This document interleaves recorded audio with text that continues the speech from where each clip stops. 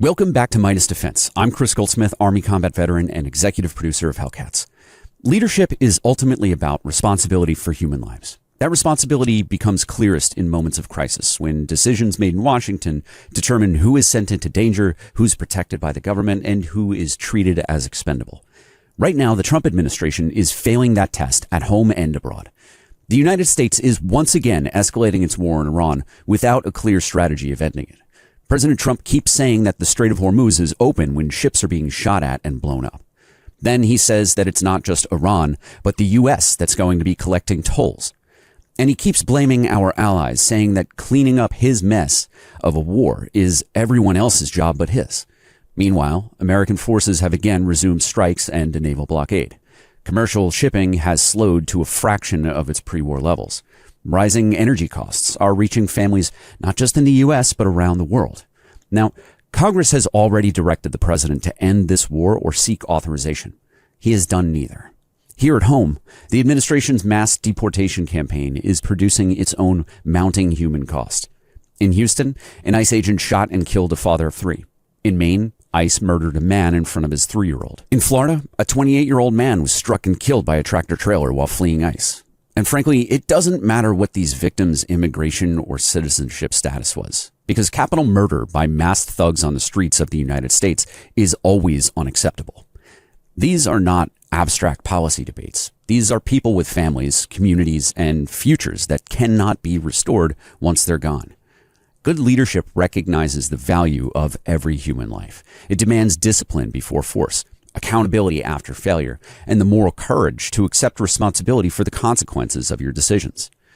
In this episode of Hellcats, Marine Corps veteran Maura Sullivan and Navy veteran Rebecca Bennett discuss the people who shaped their understandings of leadership, the lessons they carried from military service, and how becoming parents changed the way that they think about responsibility, not only to the people they lead, but to the next generation. If you believe that leadership should still mean accountability, service, and respect for human life, subscribe to Midas Defense, follow Hellcats wherever you get your podcasts, and share this episode. Here's Maura and Rebecca.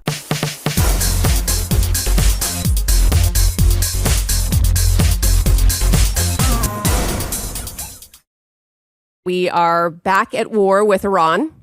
I cannot say that this is shocking. It's disappointing, but it's not shocking. And Rebecca, why don't you dive in? Would love to hear your thoughts on the latest developments, what we think this means for the Middle East. What does it mean for the security of the global community? And what does it mean for our domestic economy? Yeah, I mean, I will just say the thing that I found the most, frankly, insulting about the entire kind of recent developments of this is Trump basically saying, oh, the 60-day clock reset, which I just think is absolute bullshit. And here's the thing. We have been operating under the 2001 authorization of use of military force. So this is not something that is new under this president, although he certainly brought it to be more extreme than I think previous presidents have been. But I quite frankly think this is because of a lack of moral courage from our elected officials that serve in Congress, because the very bare minimum we should be asking our elected officials to do is to vote on whether or not we are going to go put America's sons and daughters in harm's way. And I think that people are scared to take a vote because of what happened after people voting for the Iraq war. And so this is why I think it's incredibly important we have military service members and veterans that understand the stakes and are going to hold this administration accountable, but really understand the stakes we're talking about.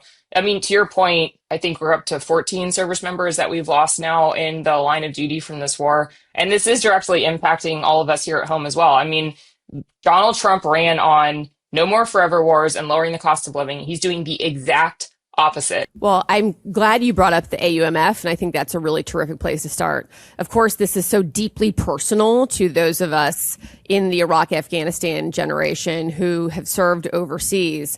And it is unthinkable that members of Congress would not take an up or down vote on this. And I think you're right. Some of them are not pushing for it because they don't want to have to take the vote. And to us, that is one of the most solemn and consequential votes that a member of Congress takes.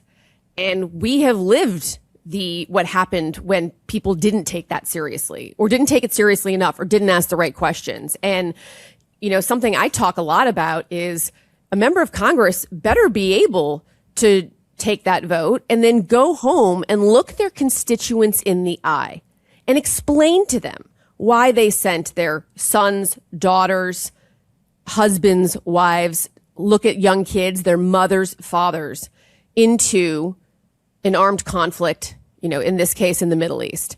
And if you can't look your constituents in the eye and explain why you took that vote, then you shouldn't take the vote in the first place. But members of Congress have to be able to do that, not just because it's the right thing to do, but it's also, as we know, the law, according to Article 1, Section 8. Well, speaking of the executive branch, let's talk about our least favorite cabinet secretary, Push-Up Pete. Can't even say his name without laughing. He's such a caricature of himself. But let's talk about his latest press briefing at the Pentagon, which he so rarely does. But any thoughts that you had on observing his briefing? Yeah, I mean, anytime I watch him speak, it literally just makes my skin crawl and my blood boil. And at the one part of the beginning part, he said, well, I had this speech where I brought all the military leaders in. I was like, yeah, no, I remember. I mean, you have this incredibly experienced group of military leaders that have decades of experience for each one of them. And you got up there and you just mansplained to them for an hour. I mean, it was an embarrassment. And I will say one of the things that I remember about that incredibly insulting speech is he talked about the 1990 rule, which basically said anything after 1990 should be brought into question. And women weren't allowed to serve on combat ships in the Navy until 1994. And so what he is saying is clearly that he does not think women and people of color should be able to serve in the military. And so I think he is just an absolute disgrace to the office that he holds. And to your point earlier, he should know better because he did serve in the military during Iraq and Afghanistan. And so he should absolutely know better. And instead, he's choosing to cosplay this role, this incredibly important job for what? Political gain? I don't really even know what he's after. But I think just, again, he's a disgrace to the office that he holds. Such a disgrace to the office. One of the things that I hear from fellow veterans, particularly of our generation, who, were served in the Middle East is, actually heard this recently from a fellow Iraq War veteran, which was, when you are downrange or you're flying, through the Straits of Hormuz as you did, and you're on a convoy in the Iraq War, nobody is focused on what you look like, where you're from, who you love, what your religion is. It's just, are you competent? And do you have my back? And do I have yours?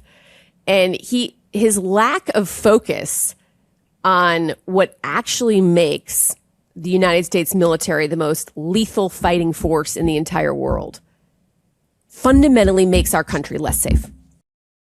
Well, let's continue on with current events. This topic, an important one, but an incredibly tough one. I think, particularly, for us who have worn the flag of our country with these latest activities from ICE in Maine, in Houston. I'm wondering, maybe you can kick it off. What, if anything, are you seeing in New Jersey? How are people reacting? How are people, feeling about it? Yeah, I mean, I think broadly, what I've been hearing from people is that people are incredibly upset about what's going on, and looking at how ICE is acting, they're operating well outside of the law of the land. And so to me, it's that ICE needs to be held accountable like any other federal law enforcement agency. And ultimately, it's because what they are doing is making us less safe and less secure. Because what I hear from people is that they're afraid, we have police officers that have spent decades building relationships with people in the community, and now people are afraid to go to them because of what is going on with ICE. I think it's really clear that this raises serious concerns about what kind of protocol, SOPs, and training that agents are getting. Is this within their SOP, or do they have different SOPs and they're violating them? One of those two things has to be true.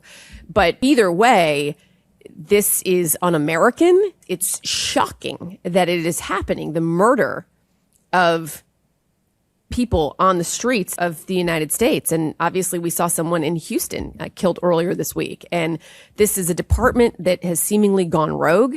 Congress needs to be exercising, as you said, oversight authority and holding folks accountable and asking the tough questions. And they're not doing that. It's stunning.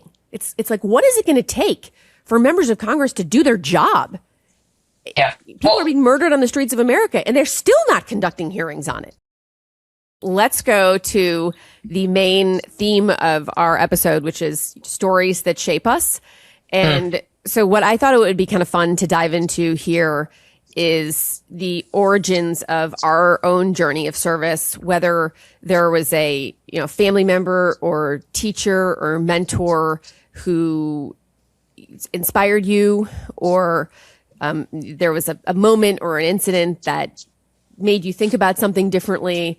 But along the way, there are people that shape our lives and help us become the leaders that we are. So I would say for kind of my childhood, I mentioned that my faith is a big part of me and why I chose to join the military. And my church that I went to as a kid was small. And so we basically had, essentially what we ended up doing is we didn't have that big of a youth group because I was in a really small town. And so we basically did mission, like service trips with other churches from around the area. And my family was not wealthy, but we always had a roof over our head. We always had food, so it was like, we had the kind of we had kind of the table stakes and just kind of the basic stuff covered.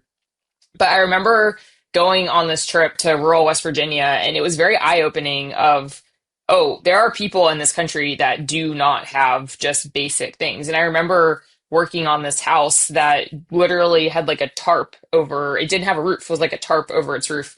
And I think to me, it was both the fact that being able to be with those, I would say some of the other teenagers that went on these trips are still some of my best friends. And I think the person who organized it was this guy named Rick Harris. He was a Presbyterian minister. He very sadly passed away, like very suddenly. But I think he would be so proud of his legacy of just these kids, basically. And like a lot of us have gone on to some form of service, whether it's serving in the government or working in nonprofits or staying in the kind of church community. But I just think it's remarkable looking at that group of people and where they've all gone. And so I think that he would be really proud of the legacy that he left behind, but just creating that space for kids to be able to be together and to be able to go do something and be part of something bigger than themselves. So that was the person that I thought of for this. That's incredible. Yeah. I mean, it really is. And you think about, to your point, his legacy of the impact that makes. All right. So shifting gears to the next part of our episode, we want to talk about leadership through and how becoming a parent has changed or influenced you as a leader. How has it changed your perspective?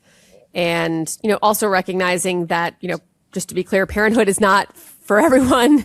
And there's lots of roles that, folks play as, an aunt or a godmother or godfather. And also just want to acknowledge too that there are people who trying to have children and just want to acknowledge that, space as well. Yeah. And, to your point, I think that it is important when we look at healthcare for women, we see significantly higher percentages of infertility for women that are service members and military veterans. I think that we need to make sure we're prioritizing women's healthcare in the VA to make sure that women get access to the care that they need.